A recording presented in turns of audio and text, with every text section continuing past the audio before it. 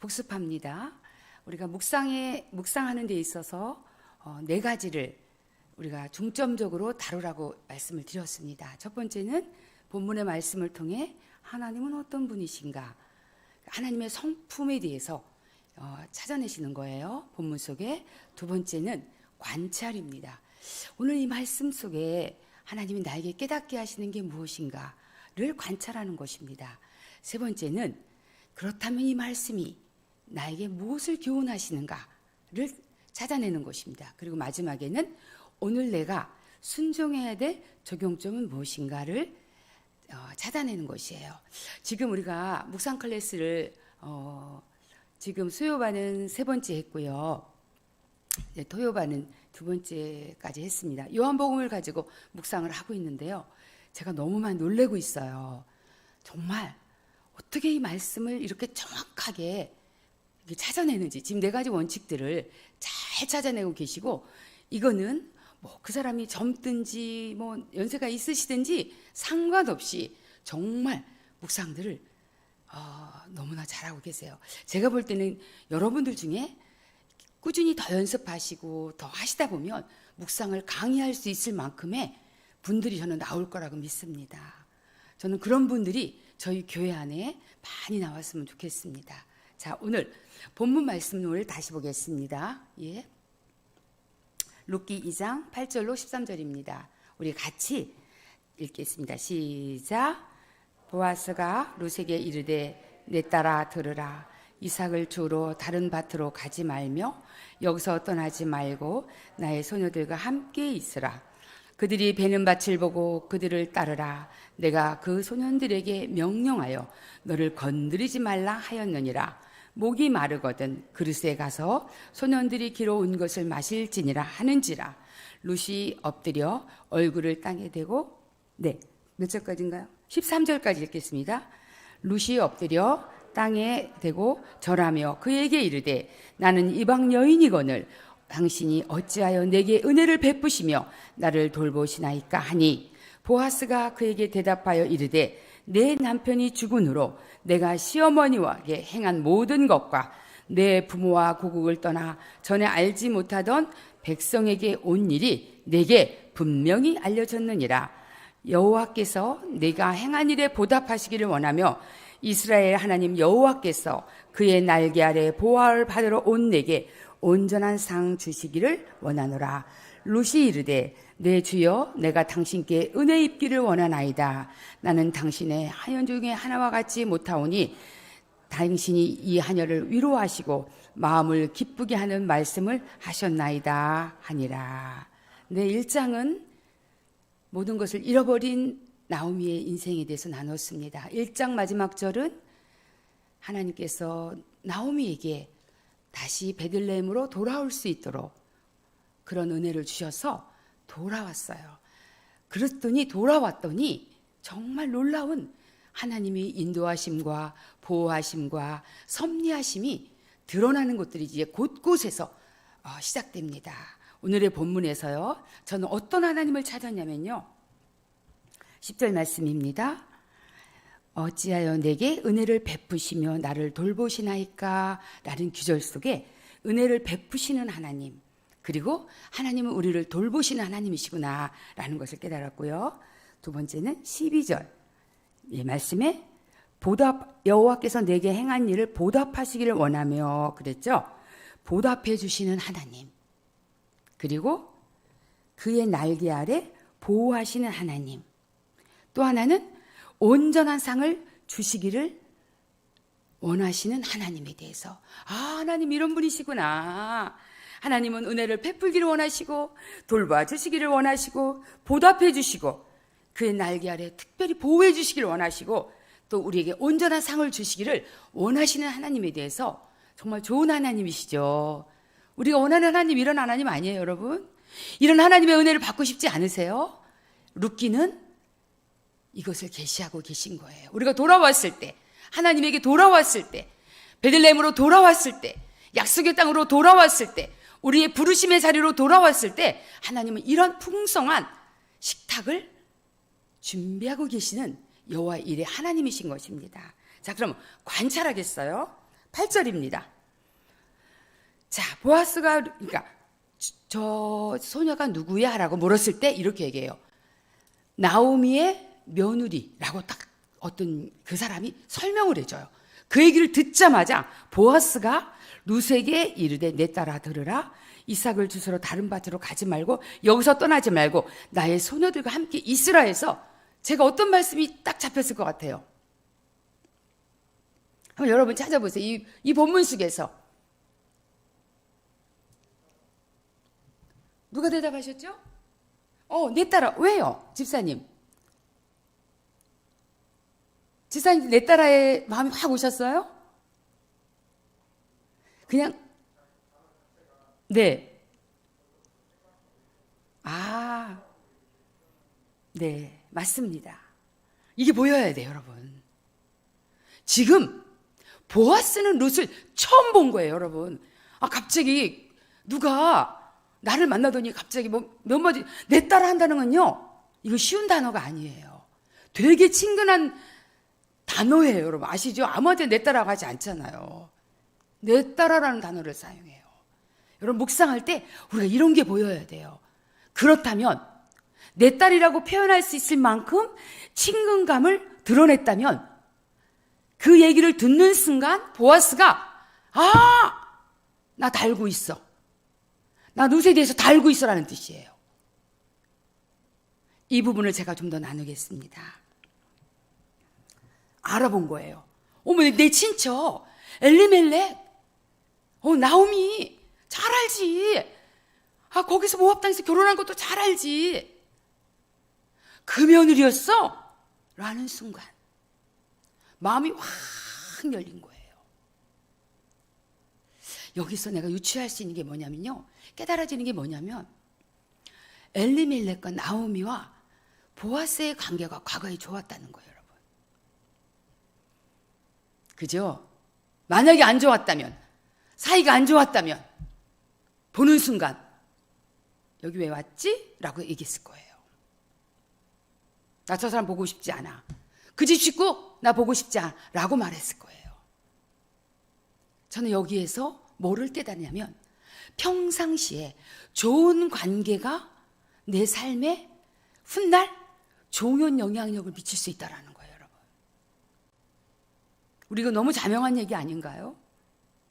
그 집 예를 들면 윗대에서 좋은 관계를 맺지 않게 된다면, 특히 친척지간에 뭔가 문제가 생겼다면 아마 모압 여인 이 룻에게 보아스가 이렇게 말할 수가 없어요. 딱 경계했을 거예요. 모른 척 했을 수 있어요.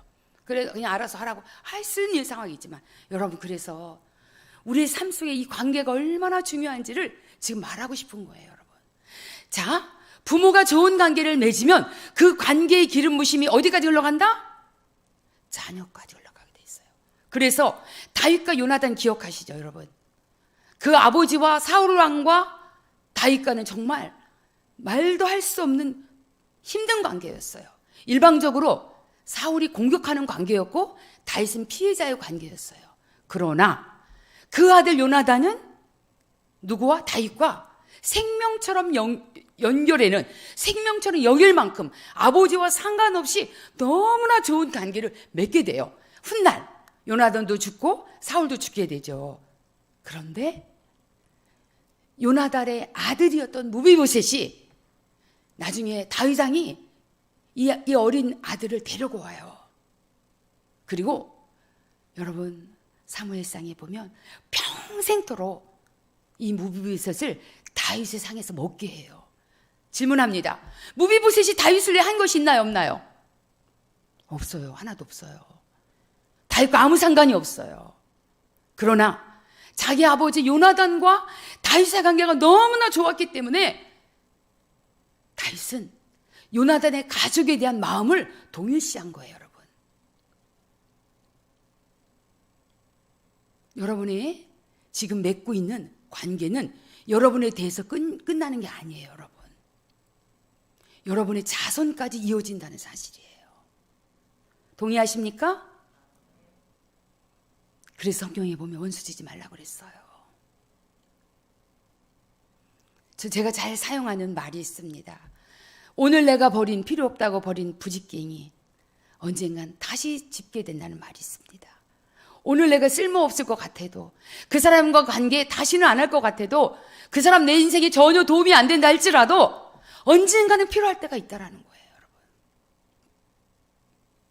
그래서 여러분이 맺고 있는 성도와의 관계, 가족 관계, 친척 관계, 원수 맺지 마세요. 어떤 일이 벌어질지 모른다는 거예요, 여러분. 보아스는 룻에 대해서 한 번도 본 적이 없어요, 여러분. 근데 왜 이렇게 은혜를 베풉니까?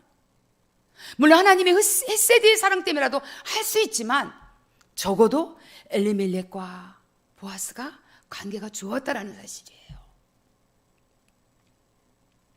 우리가 많은 교훈을 얻을 수 있겠죠? 우리 관계에 대해서 정말 많은 것들을 얻을 수가 있을 거예요, 아마. 두 번째 깨달음. 자, 다른 밭으로 가지 말고, 여기서 떠나지 말고 나의 소녀들과 함께 있으라는 거예요. 내가 너를 어떻게 하겠다? 보호해 주겠다. 지금 룻은 상상할 수 없는 놀라운 얘기를 듣고 있는 거예요. 보호해 주겠다. 뭐라고 보호해 주겠냐? 소년들에게 명령합니다. 이 소녀 건들지 마. 여러분, 이런 문맥을 볼 때 되게 그 시대상이 얼마나 문란했는지, 이 사사기 시대 속에 도덕성이 얼마나 타락되어 있는지, 처음 온 소녀를 향해서 소년들에게 너네 함부로 성적 터치하지 마, 이렇게 말하는 건 쉬운 거 아니잖아요. 우리 지금의 문화를 봐도 그럴 수 있잖아요. 우리는 그렇게 쉽게 하지 않잖아요. 그러나 보아스가 그 부분이 시대적으로 얼마나 문란했으면, 그런데 여러분 사사기에 들어가 보세요. 문란함이 한두 가지가 아니에요, 여러분. 보호해 줍니다.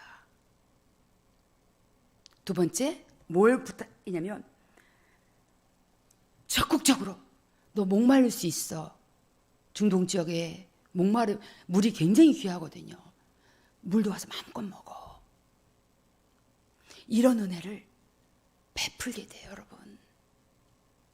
자, 룻이 보아스를 위해서 한 일이 뭐예요, 여러분? 이런 은혜를 받기 위해서 룻이 보아스에게 한 행동이 뭘까요, 여러분? Nothing. 아무것도 없어요. 룻이 한 건 아무것도 없어요. 여러분, 제가 질문합니다. 여러분이 우리가 알고 있는 예수 그리스도, 하나님의 아들 예수 그리스도, 하나님이시죠. 그분이 우리 죄를 위해서 십자가에 지셨죠. 우리가 그분을 위해서 한 게 무엇입니까? 내가 그런 은혜를 나는 그래도 적어도 십자가에 죽은 예수님께 받을 은혜가, 합당한 은혜가 있어. 내가 그분에게 한 행동이 있어. 라고 할 만한 게 뭐가 있습니까? 아무것도 없는 거예요. 같은 은혜가 아닐까요? 룻이 보아스를 통해 얻은 은혜나, 내가 예수님께 받은 은혜나,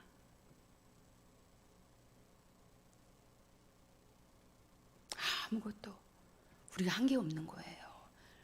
룻이 아무것도 하지 않은 것처럼. 그런데 여러분, 여기서 우리가 보아스를 통해서 볼 수 있는 게 하나 있어요. 참 이렇게 돕는 것에 대해서, 섬김에 대해서 너무 적극적이라는 거예요, 여러분. 베품에 대해서 되게 적극적이에요. 저는 가끔 누군가에게 뭘 선물할 때가 있고, 뭘 만들어 줄 때가 있고, 그럴 때가 가끔 있어요. 그때 목사님이 저에게 늘 했던 말이 있어요, 저한테. 좋은 걸 해주라는 거예요. 항상 좋은 걸 해줘라. 정성껏 해줘라.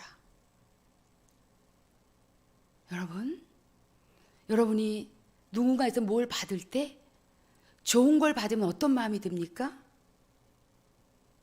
나를 존중하고 있구나 라는 느낌을 받죠. 이걸 나를 줬다면 정말 나를 존중했구나. 그런 마음을 갖게 돼요. 그런데 어떤 것들은요, 기분 나쁜 게 있을 수 있어요. 이거 싸구려, 자기가 쓰기 싫은 거, 먹다 남은 거, 그건 안 주니만 못해요, 여러분. 이 보아스의 행동 좀 보세요, 여러분. 적극적으로 베풀어요. 이런 사람은요, 어디 가나 존경받게 돼 있어요, 여러분. 이런 사람은 싫어할 사람 하나도 없어요, 여러분. 이 부분은 제가 다음 파트에서 또 나누기 때문에 여기까지만 하겠습니다. 제가 깨닫는 게 뭘까요? 우리가 깨달을 수 있는 게 뭘까요?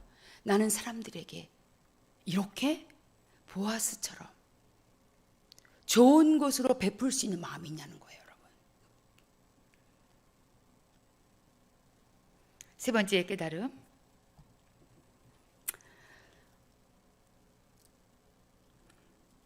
자, 10절을 같이 읽겠습니다. 여러분 10절을 같이 읽어주세요. 시작.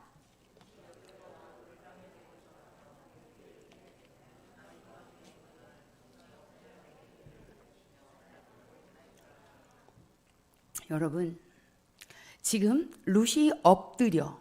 자, 여러분 상상하세요. 지금부터 제가 하나님 말씀을 읽어드릴 테니까 이 장면을 한번 생각해 보세요. 룻이 엎드렸어요. 누구 앞에서? 보아스 앞에서 엎드려. 얼굴을 어떻게 됐어요? 땅에 됐어요. 그리고 어떻게 했어요? 절했어요.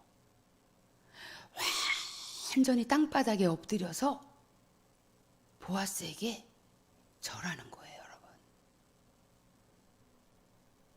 저는 이 장면을 묵상하면 눈물이 나왔어요. 야, 이게 룻이 보아스에게 그 은혜에 감사해서 보답할 수 있는 최고의 표현이었구나. 그러면서 제가 하나님 저에게 깨닫게 하신 게 뭐냐면, 기선아, 이게 예배야. 이것이 예배란다. 너는 땅에 엎드려 절하며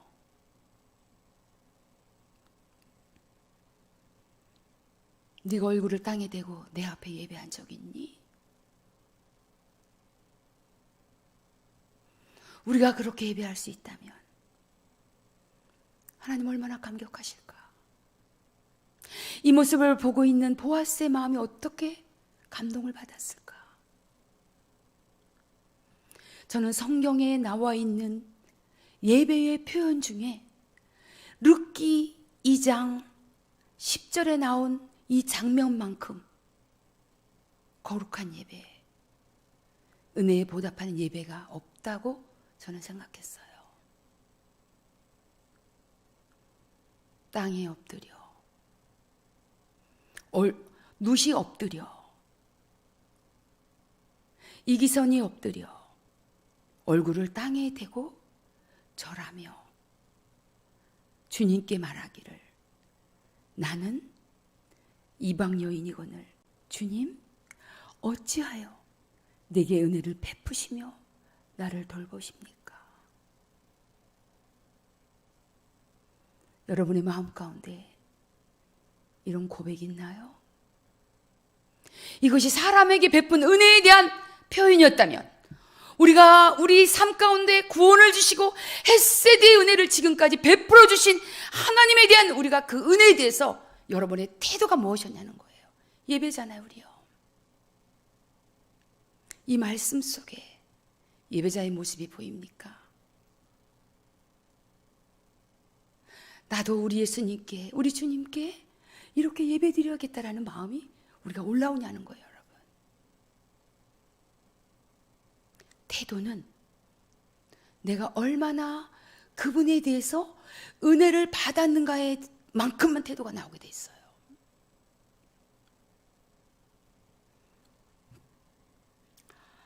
제가 맨 뒤에 앉아 있잖아요. 수년 전의 일이에요. 그분 지금 교회 나오지 않습니다.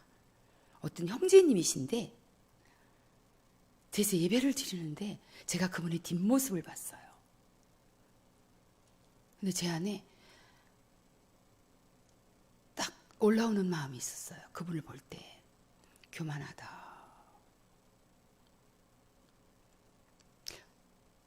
저분이 왜 저런 태도가 있지? 그럼 말씀을 듣는 태도가 너무 교만한 거예요, 여러분.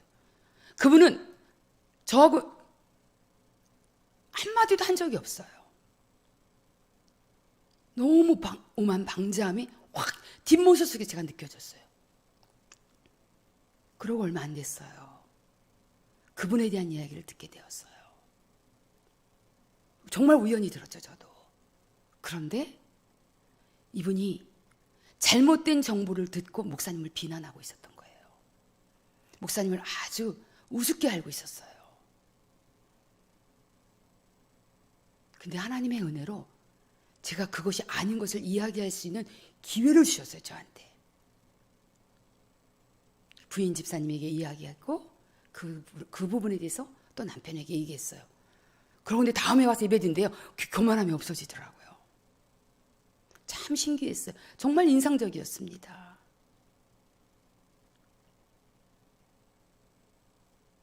우리가 하나님 앞에 예배할 때 우리 하나님은 룻과 같은 예배를 받기 원하시지 않을까 라고 생각되어지면서 많이 반성했습니다. 예수님께 죄사함 받았던 창녀, 머리털로 향유를 붓고 머리털로 예수님의 발을 씻겼던 장면이 나옵니다. 이게 예배 아닐까요? 그 은혜에 감사해요. 예수님께 내 마음을 드리는 그 행위가 그렇다면 그 마음도 그런 거예요, 여러분. 여러분의 마음이 행동으로 나오게 돼 있는 거예요. 예배 시간에 벌써 태도가 불량하고 예배 시간에 벌써 듣지 않으려는 태도,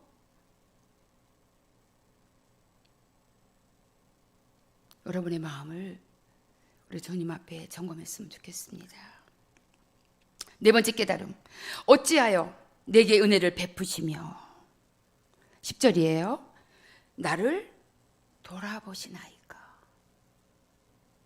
아마 룻이 이야기를 그냥 하지 않았을 것 같아요. 울면서 했을 것 같아요.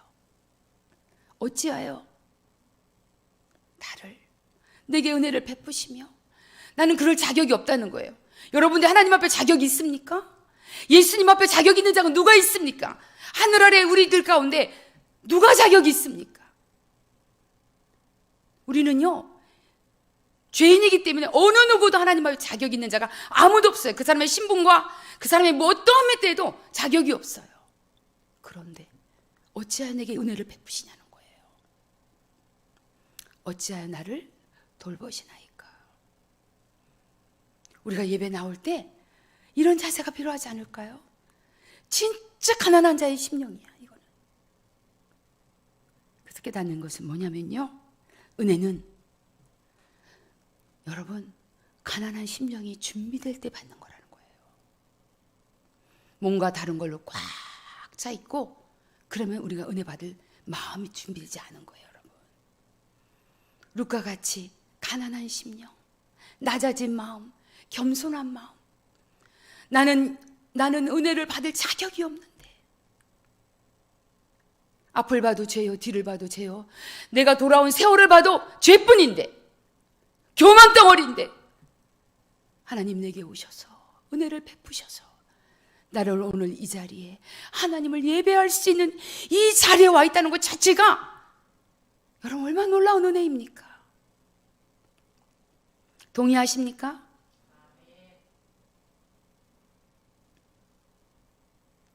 나 괜찮은 사람인가 봐. 그러니까 나 구원하셨겠지. 진리를 선포합니다. 절대 아닙니다, 여러분.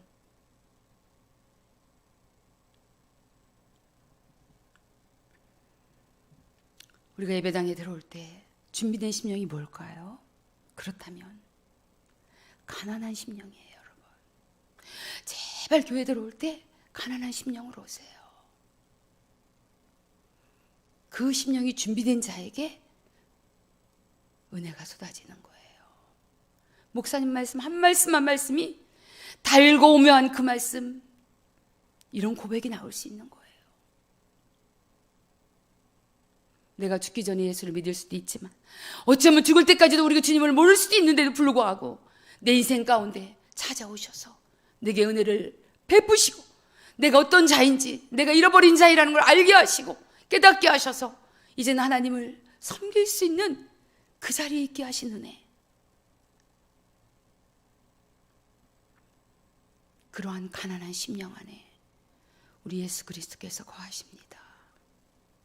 아멘.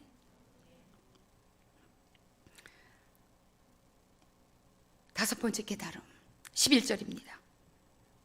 보아스가, 그러니까 어떻게 나한테 은혜를 베푸냐겠어요. 그에게 이르되 내 남편이 죽은 후에 포로 내가 시어머니에게 당한 모든 것과 내 부모와 고국을 떠나 전에 알지 못하던 백성에게로 온 일이 내게 분명히 알려졌느니라. 제가 어떤 말씀에 꽂혔을까요?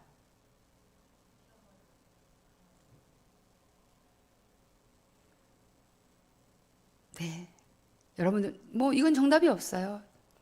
저는 여기서 부사를 찾았어요. 또 부사는 의도가 있다고 그랬죠. 분명히라는 거였어요. 분명히의 뜻이 뭘까요? 부사인데 어떤 사실이나 현상이 명백하고 뚜렷하고 확실하다는 뜻을 갖고 있는 게 분명이라는 거예요. 이거는 보아스가 나 분명히 들었어, 너에 대한 얘기를 다 알고 있었던 거예요, 보니까. 근데 룻이 이런 이야기를, 자기 이야기가, 자기가 살아왔던, 자기가 행했던 모든 삶에 대해서 보아스가 알 거라는 상상을 했을까요? 전혀 못했을 거예요, 아마. 그런데 지금 말하고 있는 거 보니까요, 보아스가 너무 다 알고 있는 거예요. 시어머니에게 어떻게, 네 남편이 죽은 후로 네가 시어머니에게 한 모든 것과 심지어는 네 부모와 고국을 떠나 전에 알지 못하던 백성에게 여기 온 거 내게 분명히 알려졌다는 거예요. 누군가가 정확하게 얘기했다는 거예요, 여러분.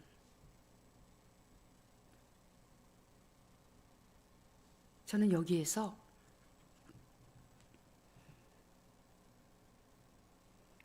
과연 하나님이 내가 그동안 살아왔던 삶에 대해서 분명히 알고 계실까 했어요. 말씀 하나 보겠습니다. 우리 출애굽기 3장 7절로 8절입니다. 같이 읽겠습니다. 시작.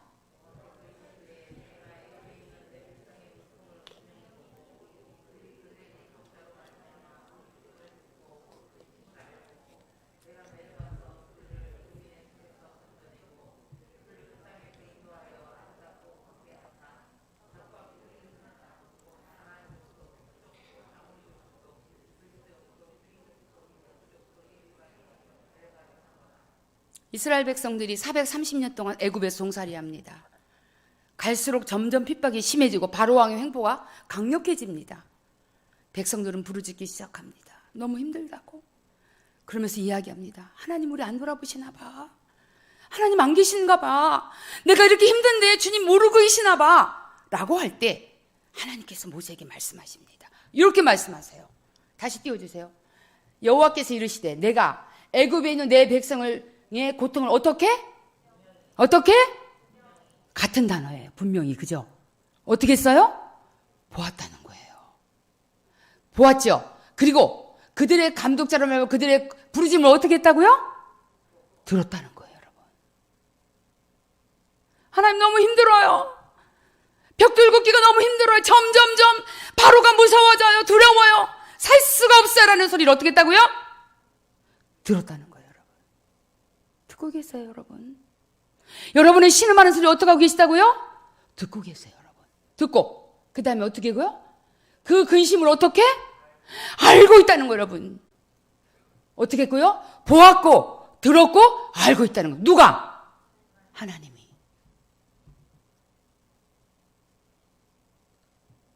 그러면 어떻게 하겠다고? 내가 내려가 그들의 애굽의 손에서 어떻게 하고요? 건져내겠다는 거예요. 건져내겠다는 거예요. 여러분 얼마나 말씀이 명백합니까? 지금 제가 이기선의 이름으로 말하는 거 아니에요, 여러분.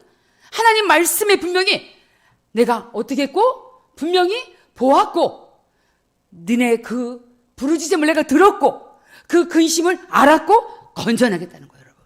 이게 임마누엘이에요, 여러분. 그 하나님이 지금 여러분이 지금까지 힘들었던 거, 어려웠던 거, 고통스러웠던 거, 부르짖었던 거, 모든 소리를 보았고 들었고 알았고 건져내겠다고 즐겁게 말씀하고 계세요. 모르시는 게 아니에요, 여러분.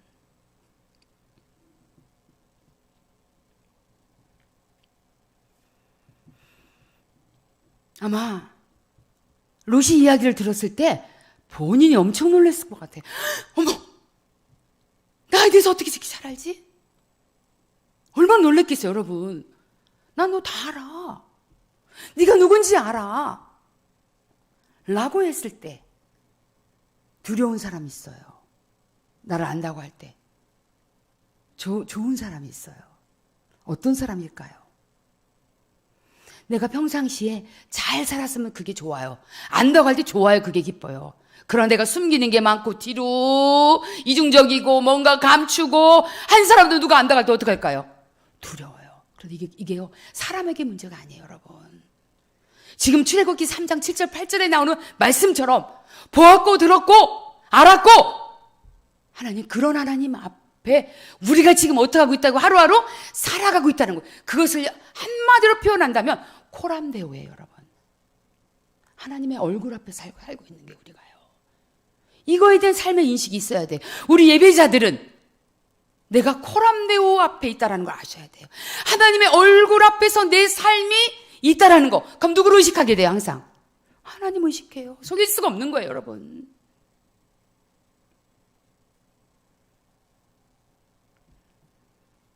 또 하나, 롯이 그 얘기를 들으면서 얼마나 놀랬겠어요. 어머머머머머머. 여러분, 하루가 모여서 이틀이 되고 이틀이 모여서 사흘이 되고 일주일이 되고 한 달이 되고 1년이 되고 10년이 되고 50년이 되는 거예요, 여러분. 한꺼번에 50년 되지 않습니다. 그렇다면 내 삶 하루하루가 얼마나 소중하게 하나님 앞에 코람데오의 삶을 살아내야 되는지에 대해서 지금 말씀하고 있다고 생각했어요, 저는요. 안 그렇습니까?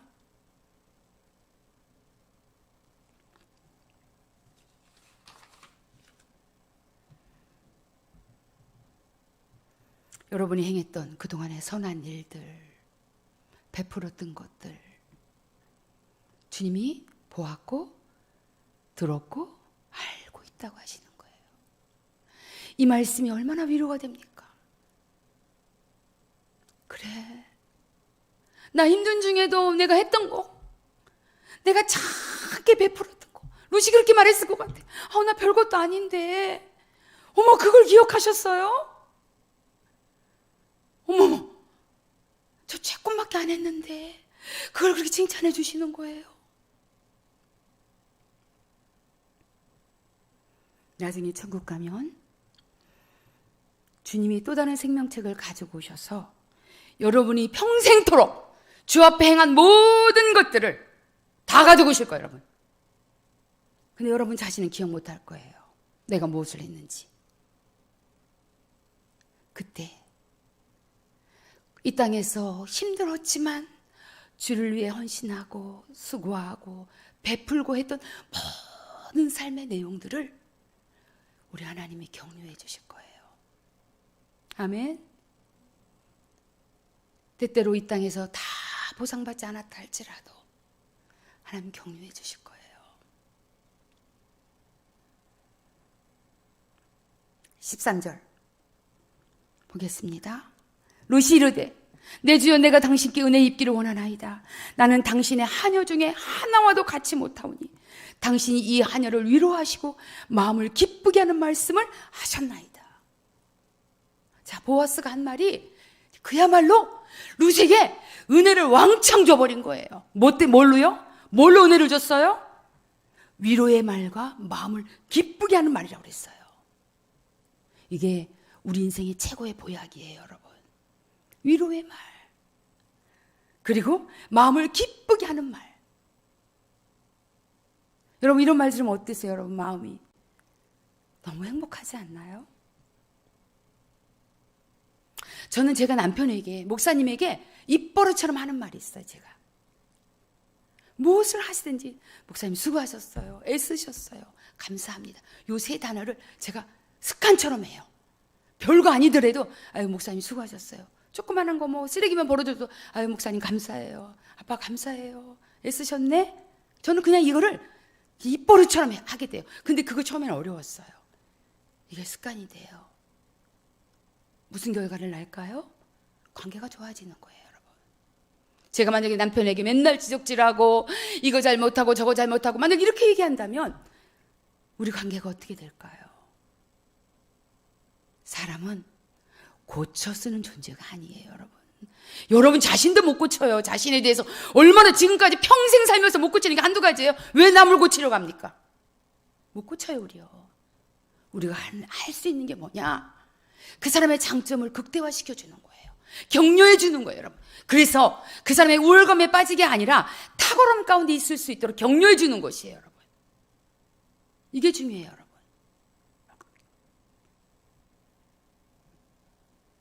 위로의 말과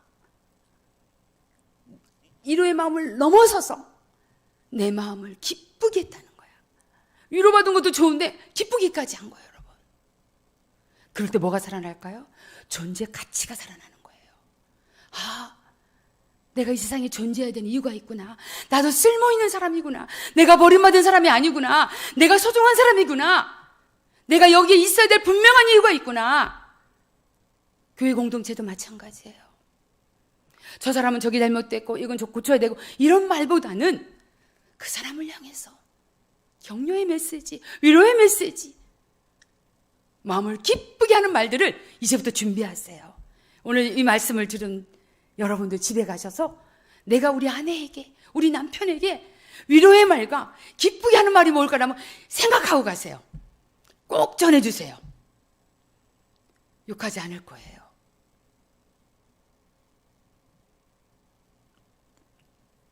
룻기 2장 14절로 16절 세 절을 다 같이 보겠습니다.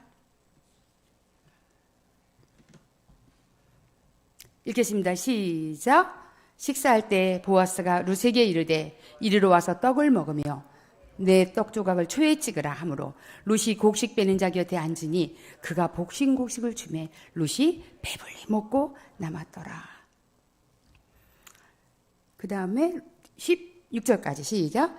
룻이 이삭을 주우러 일어날 때에 보아스가 자기 소년들에게 명령하여 이르되 그에게 곡식단 사이에서 죽게 하고 책망하지 말며 또 그를 위하여 곡식 다발에서 조금씩 뽑아버려서 그에게 죽게 하고 꾸짖지 말라 하니라.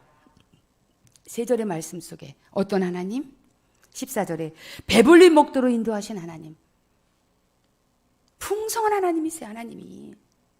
두 번째, 헤세드 16절에 헤세드의 하나님. 풍성하게 자비와 지금 호의를 베푸시는 하나님에 대해서 저는 찾았어요.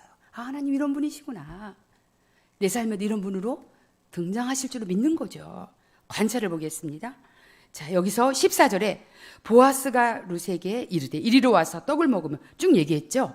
여기서 저는 보아스가 룻에게라는 얘기예요. 룻이 보아스가에게 얘기한 게 아니에요. 저 조금만 주실 수 있나요? 제가 좀 너무 배가 고픈데 조금 양식 좀 주실 수 있나? 라고 하지 않았다는 거예요. 이게 선대예요. 힘이 있는 자가 약한 자에게 베푸는 거예요, 여러분. 적극적인 환대죠. 적극적인 섬김이에요. 그 뒤에 말씀이 더 기가 막힌 거죠. 뭐였어요? 뽑아버리라고 그랬어요. 요 얘기 전에 제가 20살 때 어떤 일이 있었냐면 그때는 거지들이 많았어요. 거지 할머니가 제가 성경을 읽고 있는데 저 혼자 있을 때 저희 집에 오셨어요. 거지 할머니가 밥 달라고. 근데 제가 상을 차려드렸어요. 반찬하고 거지들이 오면 그냥 부뚜막에서 밥하고 김치 하나만 줘도 그분들은 너무 감사해요. 그런데 제가 그때 이 거지 할머니에게 상에다가 반찬과 밥과 국을 차려서 드렸어요. 우리 엄마 오면 난리 날 때 그때 엄마가 안 계셨기 때문에 제가 제 임의로 그걸 한 거예요. 제가 20살 때. 그랬더니 이분이 눈물을 흘리시면서 기도를 하시기 시작했어요. 저 깜짝 놀랐어요. 이분이 크리스찬이었던 거예요. 그러면서 뭐라고 기도하냐면 제가 그 첫 마디를 잊을 수가 없어요. 사랑하는 나의 아버님이었어요. 그러면서 이분이 기도가 어떤 기도였냐면, 나에게 이렇게 환대해 주신 이 자매님에게 나는 죽어도 갚을 길이 없지만 하나님께서 만배로 갚아주시옵소서. 이야, 저는 밥 한 그릇, 국 한 그릇 반찬을 드렸을 뿐인데 제가 이분으로부터 받았던 기도, 제가 지금 몇 년 전에 43년 전의 기도를 제가 기억하고 있는 거예요. 어머, 하나님을 아버지라고 하네. 아버지도 아니고 아버님이라고 하네. 처음 들어서 아버님 소리를 제가. 그러면 제가 여쭤봤어요. 어디서 주무세요? 교회에서 철회하며 잔대요. 문 열린 교회에서. 그러면서 자기를 이렇게 환대해 준 거에 대해서, 우리 자매님, 저는 갚을 길이 없지만 뭐 또 하겠다고요? 기도로 갚겠노라고. 저는 지금 돌아가셨겠죠. 지금 40년이 넘었으니까. 그러나 그분의 기도는 저의 삶의 열매로 나타났다는 거예요. 너무 감사하지 않나요? 거질하고 함부로 대하지 말고, 가난하다고 무시하지 말고, 그런 사람에게 적극적으로 더 해야 된다는 거예요, 여러분. 저는 한 가지 버릇이 있는데, 제가 손님이나 누군가가 저희 집에 제가 초대하는 걸 좋아해요. 사실은 오면은 정말 상다리게 부러지게 차리는 버릇이 있어요. 제가 오시는 분들이 얘기해요. 뭐 왜 이렇게 많이 사모님 차리냐. 그것도 혼자 차려요. 누가 있으면 걸리적거려서 제가 불편해요. 그런데 제가 어떻게 차려야 직성이 풀리냐면, 상다리가 부러지게 차려야 2층은 아니라 할지라도 1층에 자리에 빈틈이 하나도 없어요. 상에, 그 큰 상에 빈틈이 있으면 제가 마음이 불편해요. 왜 그런지 모르겠어요. 가득. 근데 어느 날 하나님 저에게 깨닫게 하셨어요. 내가 왜 이런 습관을 갖게 되었는가. 제가 우리 아림이 태어나고 2달 됐을 때, 지금은 사돈이 됐지만 제 동생 이용 목사님의 장모님하고 저하고 같은 목장이었어요. 그때 저희 올케가 고등학교 3학년 때였어요. 그 당시에. 그런데 그때는 아무 관계가 아니었어요. 다만 구역식구인데 그 엄마가, 그 장모님이 저의 목자가였고 저는 애기 엄마니까 저는 목원으로 제가 참석을 했었어요. 그런데 일주일에 한 번씩 금요일만 되면 그 집에 가면요, 상다리가 진짜 부러져요. 왜 콩나물 하나를 묻혀도 이렇게 묻힐까요? 밥도 고봉, 콩나물도 이렇게 뭐 반찬, 음식 솜씨 좋은 데다 상다리가 진짜 부러져. 아니, 구역 예배 드리는데 무슨 놈의 반찬을 이렇게 많이 합니까? 그때 제가 어떤 상태였냐면, 우울증 걸렸죠. 모유수유 잘 안 될 때였죠. 화장실도 없는 2층 집에 살았어요. 1층으로 내려와야만 돼요. 연탄굴에 살았어요. 제가 금요일만 기다리는 거예요. 저는 말씀이고 뭐 그때는 안 들려요. 내가 가면 맛있는 걸 먹을 수 있는 거야. 그 집에 가면. 한 번도 그 집사님이 그렇게 환대를 안 한 적이 없어요. 너무 행복해. 그러니까 그 동생 되시는 집사님도 같은 목장 식구, 그러니까 우리 올케 이모가 같은 목장 식구였거든요. 아, 우리 언니는 성격도 이상해. 먹지도 않을 거 이렇게 잔뜩 이렇게 맨날 이렇게 수북히 한다고. 저는 그 말보다 그렇게 할 때 제가 어떤 느낌을 받냐면, 내가 루세 마음인 거예요. 애기 어리죠? 뭐 육아도 현찮죠? 반찬이나 제대로 할 수 있었나요, 제가? 근데 우리 그 옥집사님이 갈 때마다 수북이. 제가 얼마 전에 그걸 깨닫게 됐어요. 그래서 제가 최근에 갑자기 그 생각이 울컥 올라오면서, 그 어머니가 이제는 거의 80이 된 거죠. 저하고는 사돈지간이면. 그렇게 하고 전화 한 통 안 했어요. 사돈지간 되는 바람에 관계가 조금 제가 조심스러운 관계가 된 거죠. 그분의 생신이었어요. 근데 제 마음에 울컥한 거야. 아, 내가 그 엄마를 위해서, 내가 우리 아림이 2달밖에 안 되었을 때, 내가 춥고 배고프고 아무것도 없고 월급 15만 원 받았던 그 추운 시절에 나에게 환대해 주셨던 그 집사님을 위해서 내가 뭘 할까요? 제가 열무김치 담아드렸어요. 과일하고. 전화가 왔더라고요. 감사하다고. 제가 그렇게 고백했어요. 집사님이 저에게 베푸셨던 그때 그 은혜, 지금도 제가 잊지 못한다고.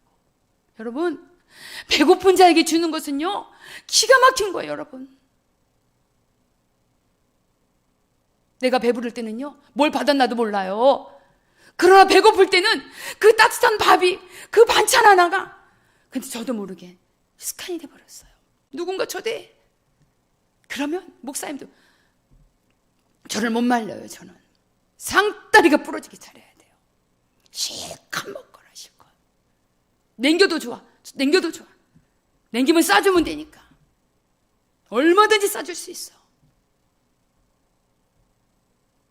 그랬더니 보아스가 이런 사람이네요. 할렐루야.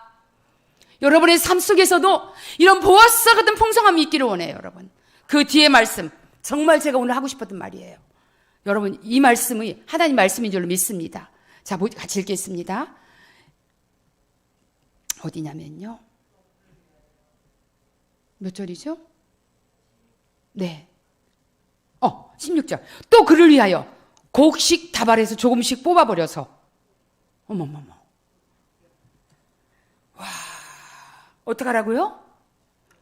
뽑아버리라는 거예요, 여러분. 이삭은요, 하나님께서 고아와 과부와 나그네를 위해서 줍도록, 주인이 못 줍도록 규정되어 있어요, 이게요. 이게 율법에 나와 있는 얘기예요, 여러분.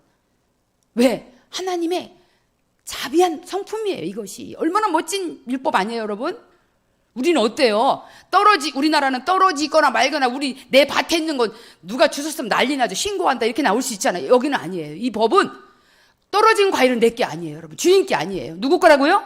고아와 나그네와 과부와 어려운 사람들을 남겨두는 하나님의 법칙이 있어요.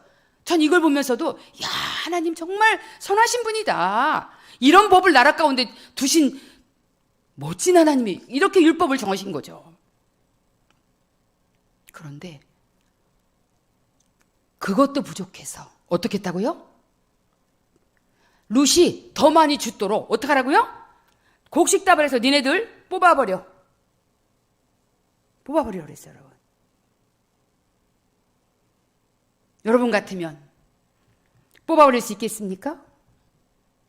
질문합니다. 여러분의 삶 속에, 여러분의 재정 속에 이웃을 위하여, 가난한 자를 위하여 뽑아버린 재정이 얼마나 됩니까? 그런 헌금이 얼마나 됩니까? 구제헌금, 성교헌금 얼마나 하십니까? 도전합니다. 여러분, 11조 당연한 거죠. 이것은 성도로서의 기본 의무죠. 근데 또 다른 11조가 있어요. 하나님 말씀 보겠습니다. 신명기 14장 28절 29절의 말씀입니다. 여러분, 11조가 두 가지 11조가 있어요, 여러분. 첫 번째는 하나님 앞에 매달 드리는 11조가 있어요. 농사라면 1년에 한 번씩 드리겠죠? 그러나 여러분 같이 읽겠습니다. 시작. 매 3년 끝에 그의 소산에 10분의 1을 다 내어 내 성읍에 저축하여 너희 중에, 읽으세요, 계속.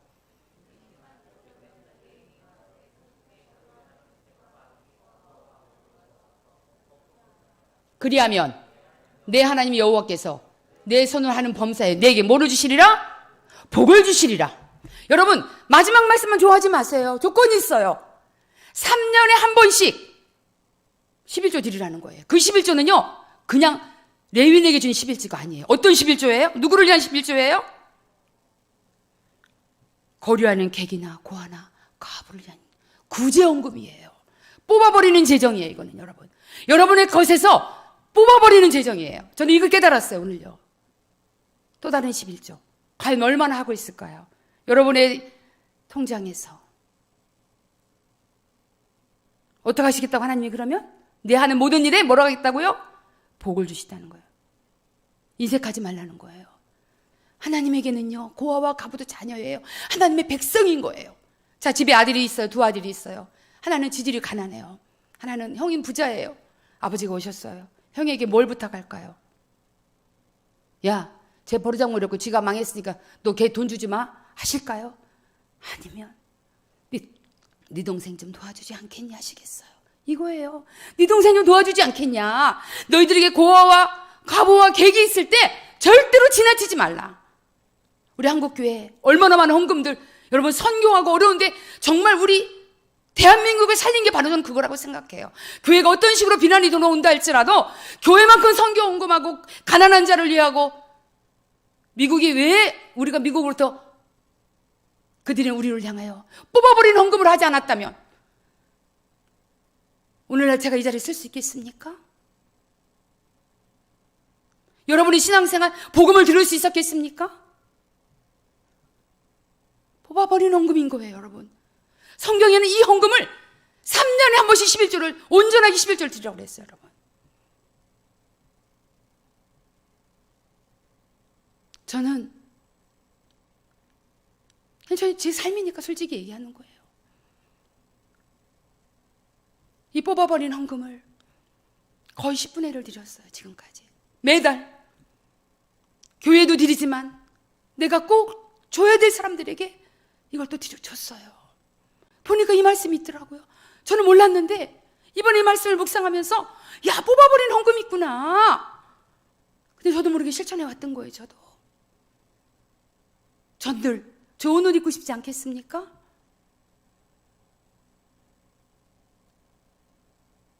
여러분, 우리 교회가 지금까지 개척한 이래로 성도들이 그 헌금을 했던 안 했던 선교원과 구제를 통해서 나간 것이요.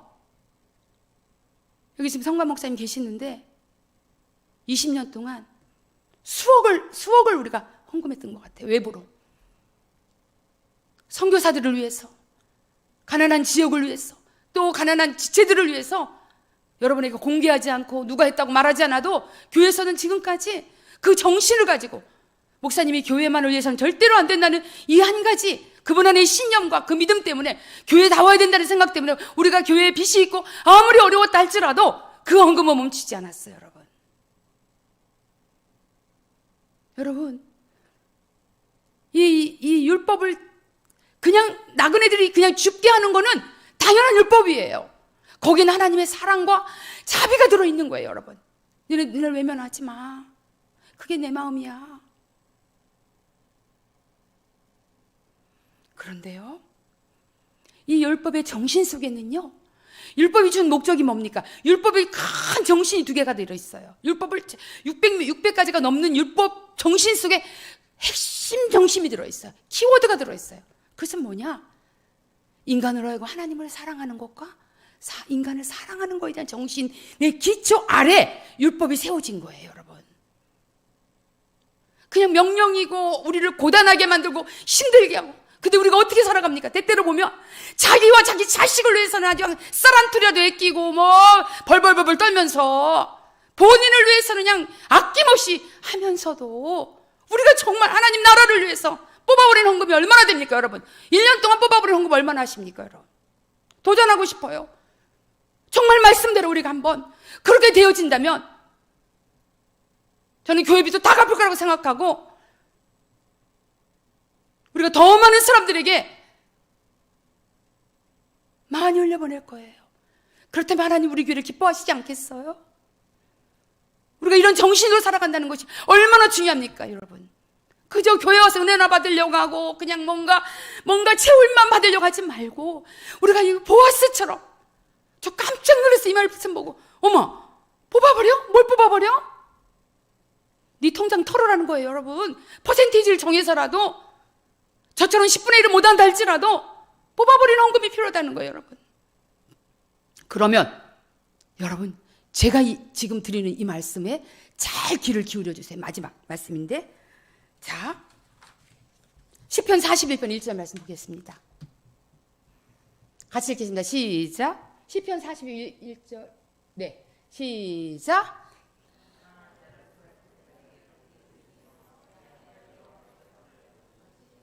아멘. 다시 한번 읽겠습니다.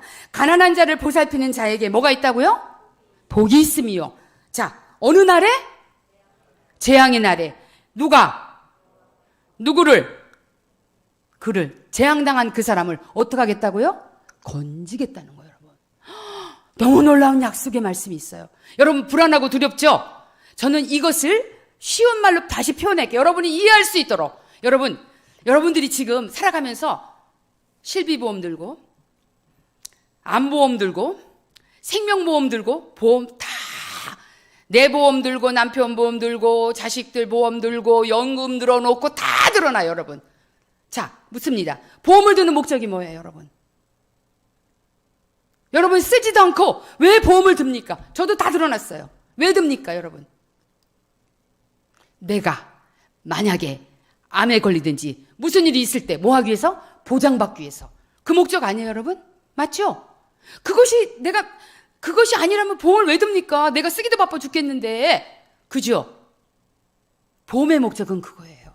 자, 시편 41편 1절의 말씀은 제가 다시 말씀드립니다. 이 말씀은 천국 안심보험이에요, 여러분.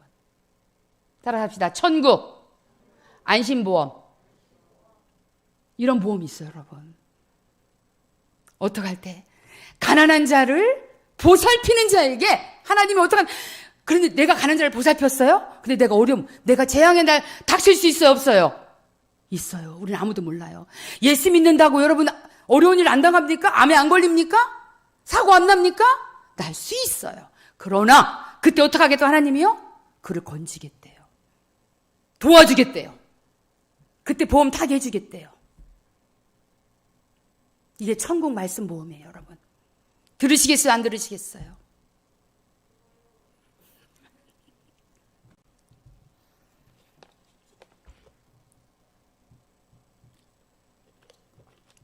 들어놓으세요.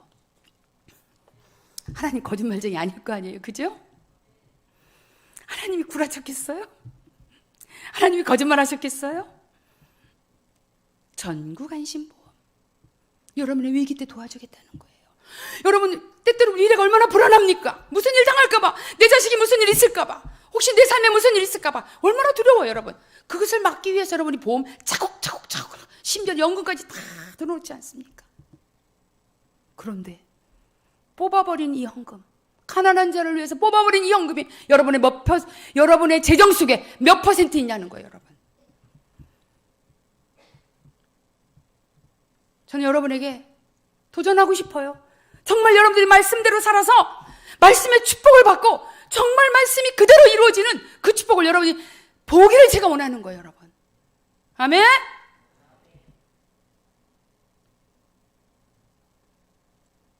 여러분이 돈을 버는 것에 목적을 갖지 마세요. 돈을 쓰는 거에 목적을 가지세요.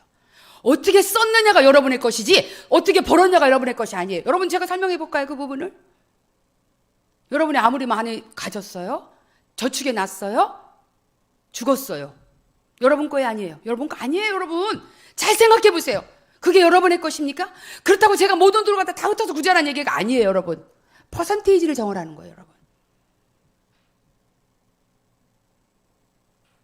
이 헌금 하십시오, 여러분.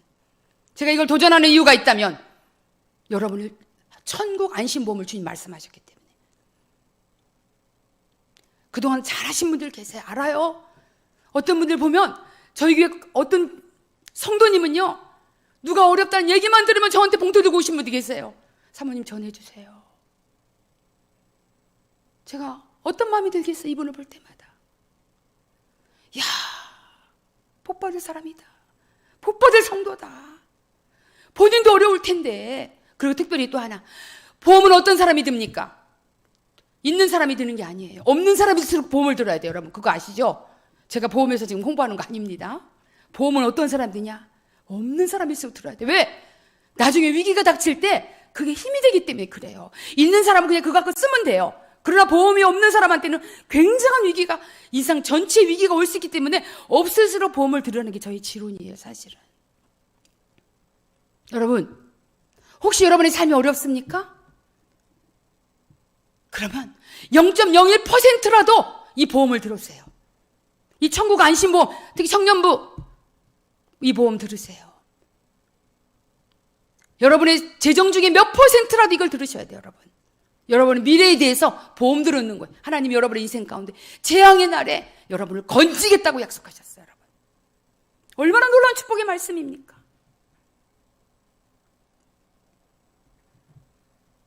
저는 여러분에게 강력하게 도전합니다.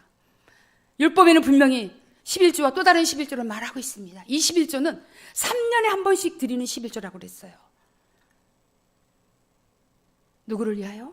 가난한 자와 고아와 객을 위하여, 때로는 레위를 위하여 드리라고 그랬어요. 근데 이것은 나에게 내 것을 뺏어가기 위한 하나님 목적이 아니에요, 여러분.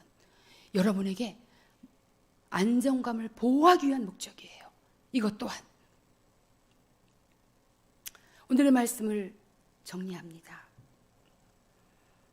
하나님은 룻이 시어머니와 혼자 된 시어머니를 잘 돌본 곳에 선대했다고 그랬어요. 그거를 보아스가 알았다고 그랬어요. 하나님은 그 선대한 자를 그냥 두지 않아요. 하나님 선대시켜 주십니다. 선대할 자를 붙여주신다는 거예요. 또 하나는 룻이 보아스에 대해서 은혜를 받는 그 장면에서 진정한 예배자의 모습을 볼 수 있다라고 그랬어요. 그게 참된 예배자의 모습. 얼굴을 땅에 대고 엎드려 어찌하여 나에게 이러한 은혜를 베푸시나이까라고 얘기했어요.